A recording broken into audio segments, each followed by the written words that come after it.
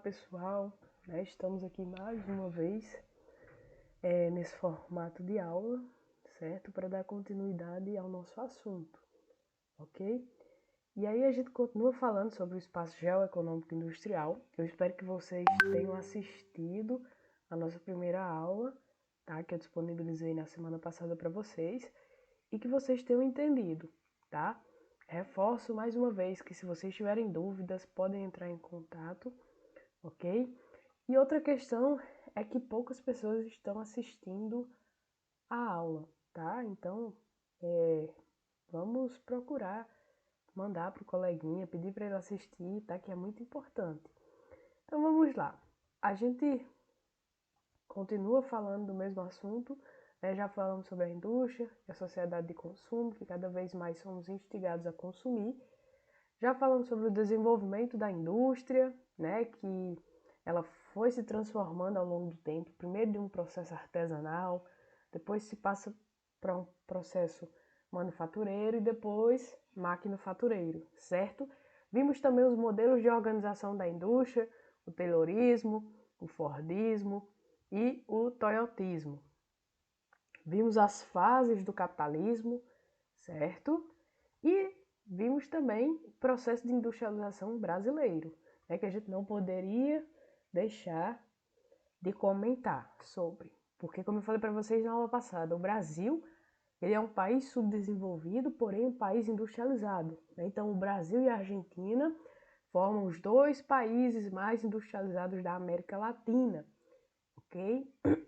E na aula de hoje, a gente vai falar sobre os conglomerados industriais. E aí o nome pode assustar um pouquinho, né? Pode ser um negócio assim meio difícil, conglomerado industrial, mas a gente vai ver que é algo bem simples e algo que a gente observa no nosso dia a dia e que muitas vezes não nos damos conta. Os conglomerados industriais é a associação de empresas com o objetivo de monopolizar o mercado. O que seria um monopólio? Vamos lá, mono.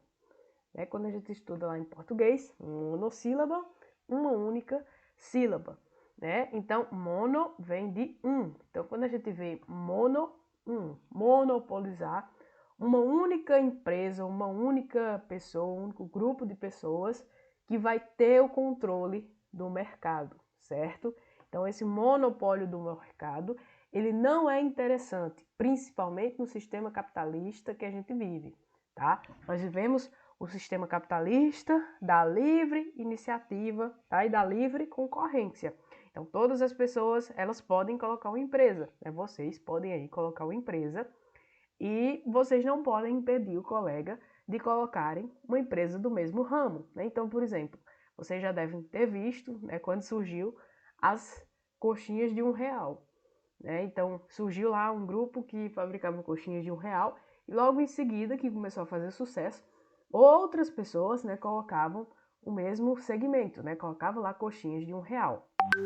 Você pode dizer, Cícera, mas aí eu vou lá, falo com o prefeito e digo a ele que proíba de colocar, né, um ramo do mesmo comércio na mesma rua, no mesmo bairro, na mesma cidade. Isso não é legal, tá? Isso é crime, isso não pode acontecer. E aí, esses conglomerados industriais é justamente isso, essa associação de empresas com o objetivo de monopolizar o mercado. E aí a gente vai ver ao longo da aula, né, que, por exemplo, empresas como a Coca-Cola, certo? Empresas como a Unilever, não sei se vocês já observaram, mas a Unilever ela é uma empresa que tem várias marcas, né? A Dove e a Rexona são da mesma marca, né? Da Unilever, o sabão Omo, tá? Então são empresas que criam várias submarcas dentro dela com o objetivo, né, de monopolizar esse mercado. Tá? O monopólio, né, é o controle da quase totalidade do mercado. A gente não pode dizer que é todo, mas da quase totalidade. Se eles monopolizassem tudo ia dar muito na cara, certo? Mas a gente já estudou, né, que em regimes autoritários a gente poderia ter até essa totalidade do mercado, né? Se a gente analisasse lá a União Soviética, em que as empresas pertenciam todos ao Estado, né, que os donos dos meios de produção eles não eles foram obrigados a fugir do país. Existem também dois fatores muito importantes, né? Existe o monopólio natural e existe o monopólio artificial. O monopólio natural, ele é a regulamentação da própria natureza, certo? Então é um processo natural, que vai acontecer quando é mais barato atender ao consumidor por um único prestador de serviços e não pela competição entre fornecedores. Então, por exemplo, energia elétrica, né, as empresas que fazem o tratamento de água, certo? Tudo isso são serviços que é mais barato se eu deixar apenas uma empresa realizando esse serviço, tá? Então, por exemplo, a Energisa, aqui no nosso estado da Paraíba, a Cagepa, né, que são a companhia de água e a companhia de energia, certo? A Cagepa é do estado, tá? E a Energisa, que antes se chamava Saelpa, né, que era uma companhia estadual, foi vendida e hoje é uma empresa privada, tá? A Energisa, mas a Cagepa é uma empresa do estado. E aí, isso se caracteriza como um monopólio natural, porque você, consumidor, não tem o direito de escolher. Ah, eu vou comprar minha energia elétrica de uma empresa X. Eu vou comprar a minha água de uma empresa Y. Não existe isso, tá? Porque a gente tem um monopólio natural. Uma única empresa que vai fornecer estes serviços e isso acaba sendo mais barato para o consumidor. O monopólio artificial, ele trata-se do custo gerado para o consumidor, que é obrigado a pagar um valor único e mais caro ainda, né? E aceitar um péssimo produto. Por quê? Porque essa má qualidade, essa má prestação de serviços? Porque seria mais difícil acontecer se houvesse a concorrência, né, ao monopolismo. E caso não existisse uma proteção legal contra ele. Então, vamos lá. Eu só tenho postos de gasolina de um único dono na minha cidade. E aí eu sou obrigada a utilizar um produto caro, um péssimo serviço que é prestado, tá? Uma má qualidade desse serviço, porque eu não tenho outro concorrente, tá? Se eu tivesse um concorrente, né, que vendesse mais barato, que prestasse um serviço melhor, a população ia migrar e eu ia ter, né, uma melhoria desses serviços. Até aqui, espero que vocês estejam entendendo e que estejam acompanhando, certo? A gente pode colocar, por exemplo, como exemplo, uma rede de supermercados. Eu tenho lá um supermercado, né, em que só tem um único mercadinho ali naquele bairro, vende caro, trata mal os clientes, não está muito nem aí para as coisas. Eis que vem, né, uma rede de supermercados grande e coloca lá no mesmo bairro um mercado com preços melhores, que tem promoção todos os dias, que trata bem o cliente. Então, o cliente ele vai preferir comprar quem? Certo? Ele vai comprar para o mercado grande. E aquele mercadinho, se ele quiser se sustentar, ele vai precisar de melhorias, vai precisar melhorar o seu atendimento. Então, é isso. Outra questão muito importante, além do monopólio, nós temos também o oligopólio, né, que é quando o mercado ele se caracteriza por um grande número de compradores e um reduzido número de empresas controlando o mercado. Vamos voltar. No monopólio, eu tenho uma única empresa controlando o mercado, tá? E aí a população, ela não tem escolhas, né? Elas precisam consumir aquele produto, aquele serviço, porque ela não tem escolhas. No oligopólio, eu vou ter um número grande de compradores e um número reduzido de empresas. Não necessariamente uma empresa, né? Mas um número reduzido. E isso a gente tem como exemplo as indústrias farmacêuticas, né? Que a gente tem poucas indústrias farmacêuticas, né? A gente pode citar como exemplo a Bayer, né? As mídias, tá? As mídias são concessões públicas. O governo ele dá uma concessão pública para que aquelas mídias operem. As operadoras de sinal de celular também são concessões públicas. Então, um dia tudo isso pode mudar, tá? Mas o governo entende que é melhor privatizar, né, terceirizar esse serviço e vai ser prestado um serviço melhor. Então, por exemplo, se a gente pegar os operadores de celular, a gente tem Claro, TIM, Oi e Vivo, né? Até a Oi que faliu e foi vendida, né? Então a gente só tem Claro, TIM e Vivo, certo? Então essas três, né, que controlam todo o mercado de operadora de celular.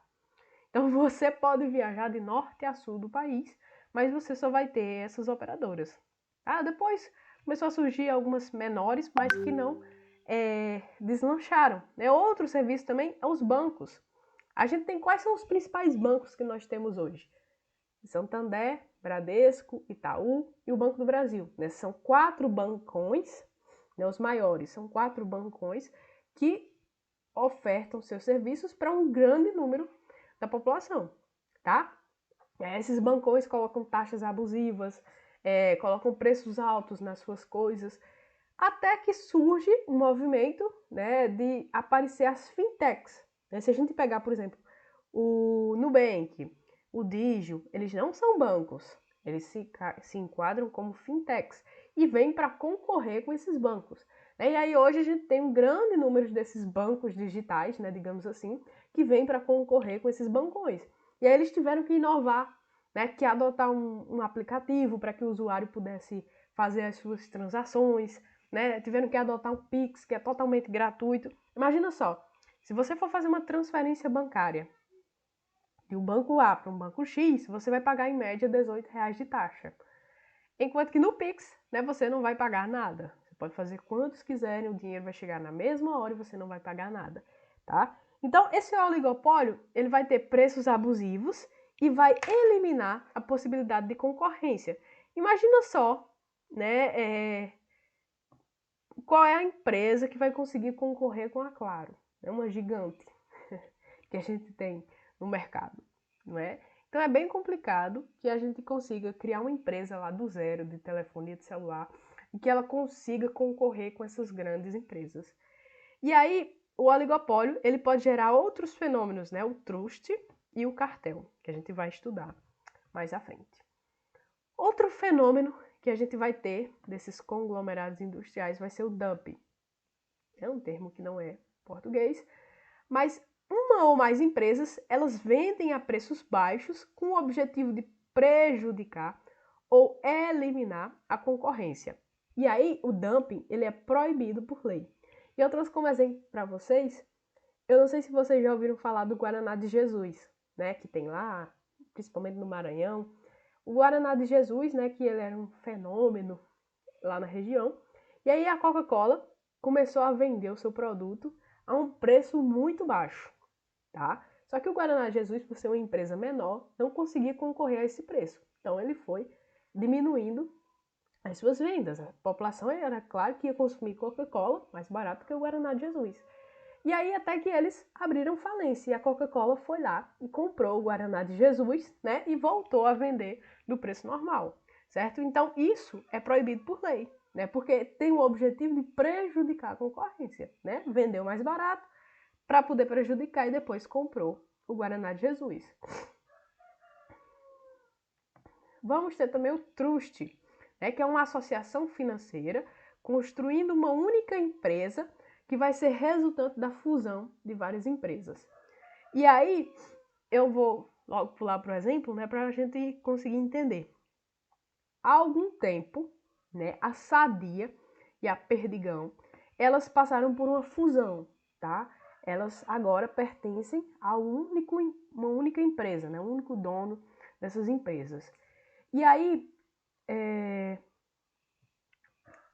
houve-se até uma discussão se era legal ou não, esse processo de fusão dessas empresas, porque a Sadia e a Perdigão são duas gigantes do mercado alimentício, E aí, essa fusão dessas empresas poderia ser, uma tentativa de controlar o mercado, certo?